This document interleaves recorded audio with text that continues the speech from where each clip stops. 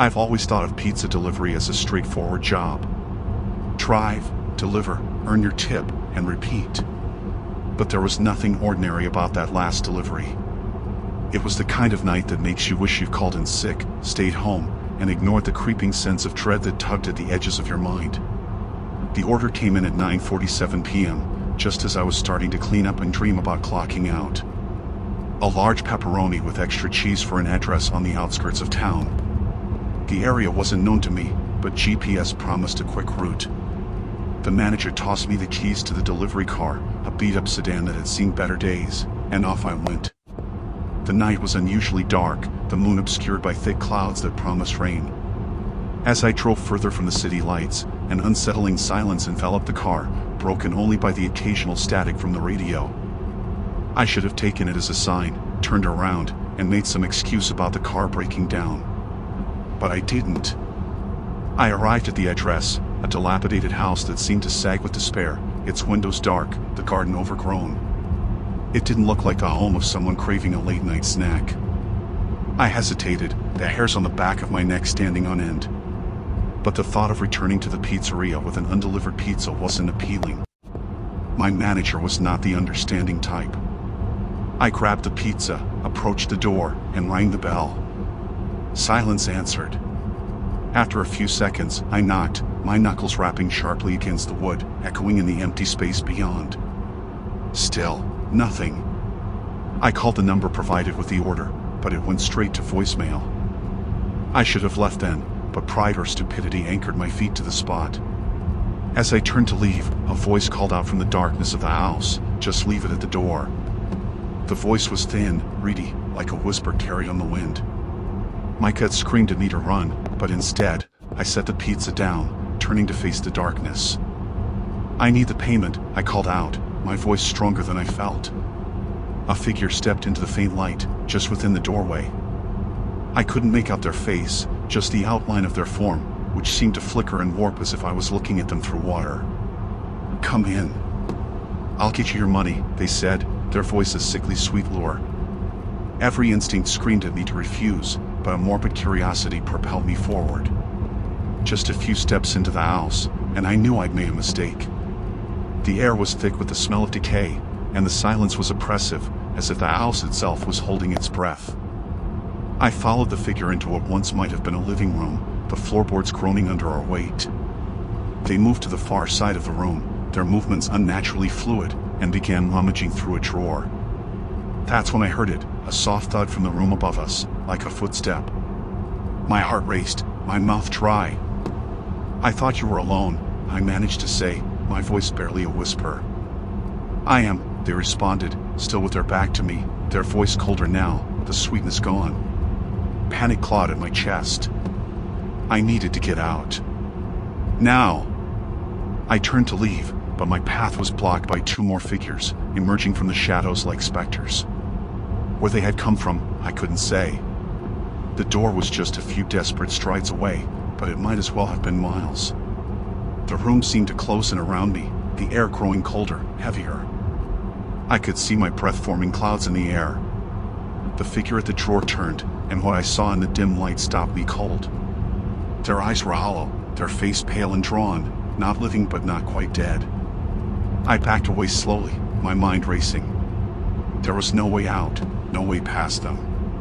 But survival instinct kicked in, a primal force that lent strength to my legs and sharpness to my senses. I feigned a step towards the nearest figure and, when they mirrored my movement, I pivoted, hurling myself towards the window. Glass shattered, the sharp pain barely registering as I tumbled out and onto the unkempt grass. I didn't stop to look back, didn't stop to think. I ran as if the very hounds of hell were at my heels, through the garden and into the street, where the streetlights felt like beacons of safety. I reached the car, gasping for breath, blood from cuts I didn't remember getting mingling with sweat. I fumbled with the keys, glancing back at the house just in time to see the figures standing at the broken window, watching me. Their silent vigil sent a final shiver down my spine as I started the car and sped away. The police found nothing when they searched the house, no figures, no signs of recent habitation, nothing but the echoes of my frantic escape. They said it was a prank, kids messing around in an old house. But I know what I saw, what I felt. I quit my job the next day, leaving the pizza delivery life behind. But the memories of that night linger, haunting my dreams. Sometimes, late at night, I swear I can hear the soft whisper of their voices, carried on the wind, calling me back to the house. But some deliveries, it seems, are best left undelivered.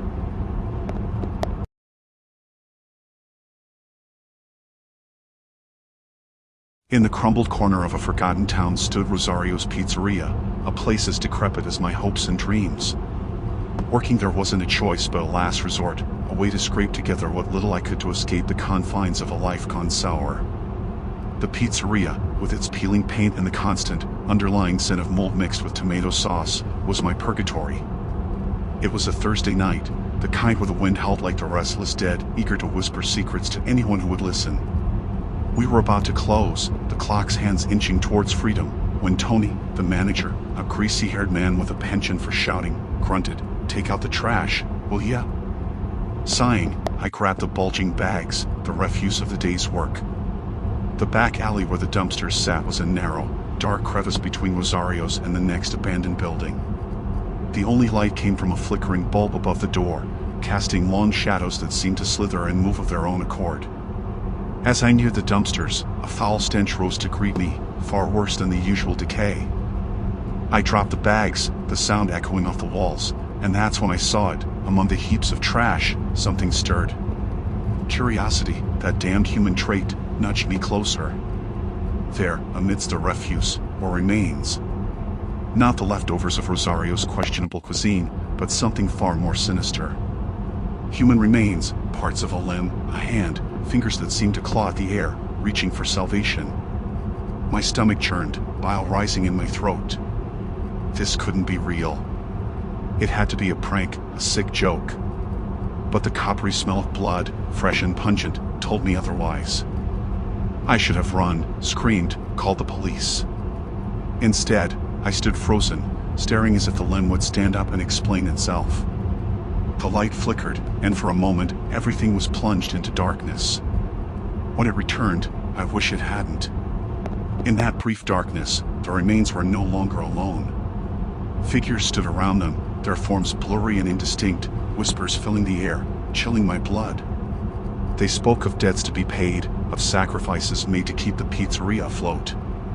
Rosario's wasn't just struggling financially, it was feeding on something far darker, sustaining itself through an ancient, macabre pact. Panic seized me, my heart a drumbeat against my ribs. I ran, not stopping to look back, not stopping to close the door behind me. I burst into the kitchen, gasping, wild-eyed, expecting. I don't know what. Answers, perhaps. But the kitchen was empty, the ovens cold, the lights off. The clock on the wall had stopped. Tony was nowhere to be seen. The front of the pizzeria was deserted, chairs upturned, the register open and empty. It was as if the place had been abandoned for years, not minutes.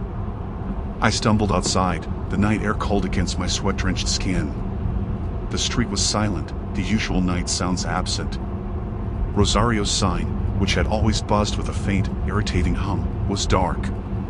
The building looked older, more dilapidated, as if it had aged decades in those few minutes I had been inside.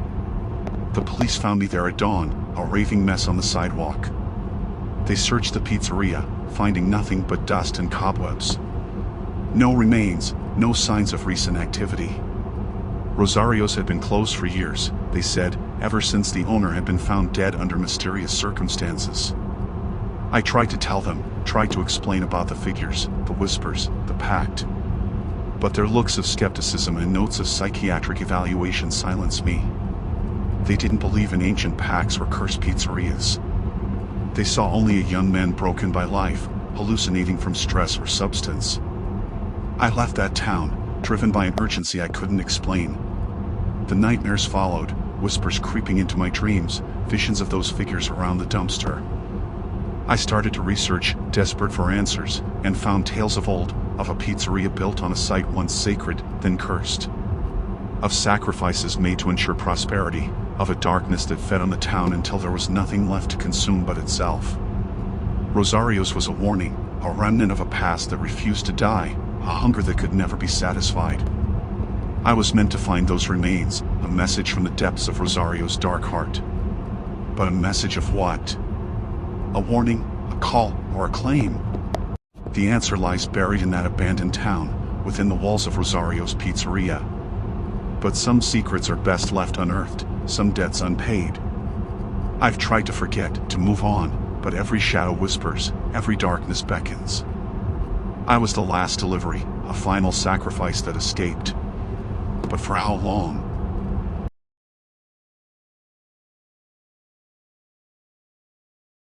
I've always prided myself on being rational, skeptical even.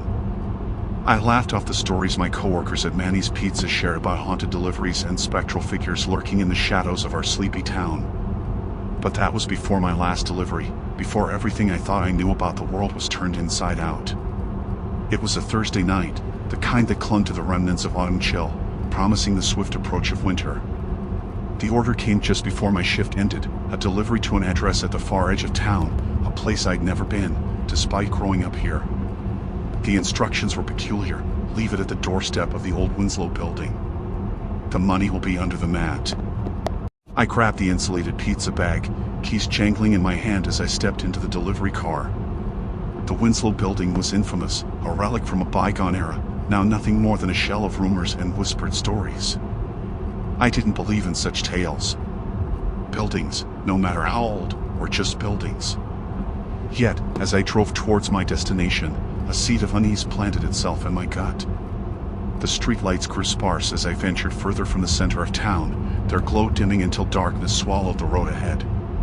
That's when it happened, a sudden sputter, a cough from the engine, and then silence.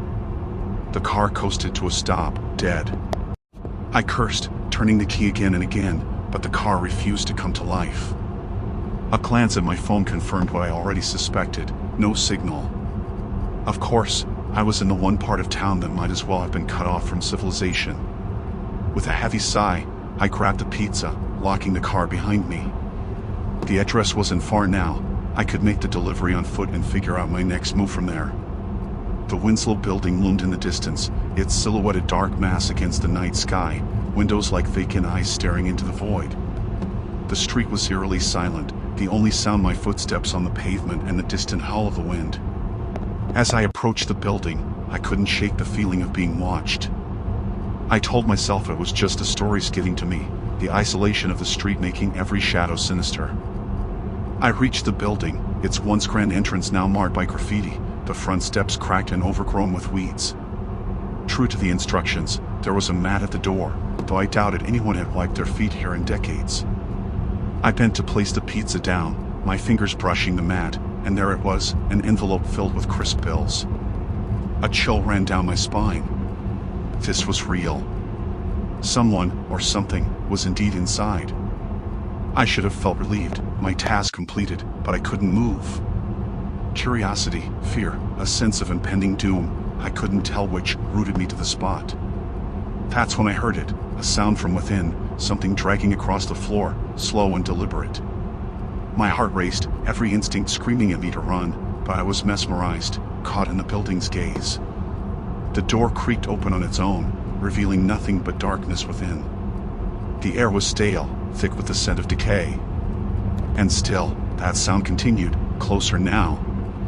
I should have run. I should have screamed. But I didn't. I stepped inside. The door slammed shut behind me, plunging me into darkness. I fumbled for my phone, its light feeble in the oppressive gloom. The sound was right in front of me now, and as the light pierced the darkness, I wished, for all my skepticism, that I had never seen what it illuminated. There, dragging itself towards me, was a figure, or what remained of one. Its lower half was missing, leaving a trail of... I couldn't even process what I was seeing. Its eyes, though, were what caught me, filled with an unfathomable sadness, a longing for something lost. I stumbled back, the phone slipping from my grasp. The light flickered out, and I was alone in the dark with that thing. I could hear its labored breathing, feel the cold emanating from its form. Then, it spoke, a voice like the rustling of dry leaves. "Help me." I ran, blind panic guiding me. I found the stairs by sheer luck and ascended, not knowing where I was going, only that I needed to get away. The building seemed to stretch on forever, stairs leading to more stairs, doors to empty rooms filled with the remnants of lives long gone. Finally, I burst onto the roof, the night air sharp in my lungs. The town stretched out below me, lights twinkling in the distance, so normal and yet impossibly far away. I looked back at the door, half expecting the figure to appear. But there was nothing. I sat there until dawn, watching the horizon bleed into morning, the horrors of the night receding with the shadows. When I finally made my way back through the building, it was as if nothing had happened. The door opened easily, the entrance hall empty. I never told anyone about that night. Who would believe me? The car, miraculously, started when I returned to it, as if mocking my terror. I quit my job that day, vowing never to return to the Winslow building. But sometimes, when the night is dark and the wind howls just right, I hear it, a voice, whispering on the breeze, "Help me." And I wonder, in the depths of my rational mind, what haunts the Winslow building and what it means to be truly alive.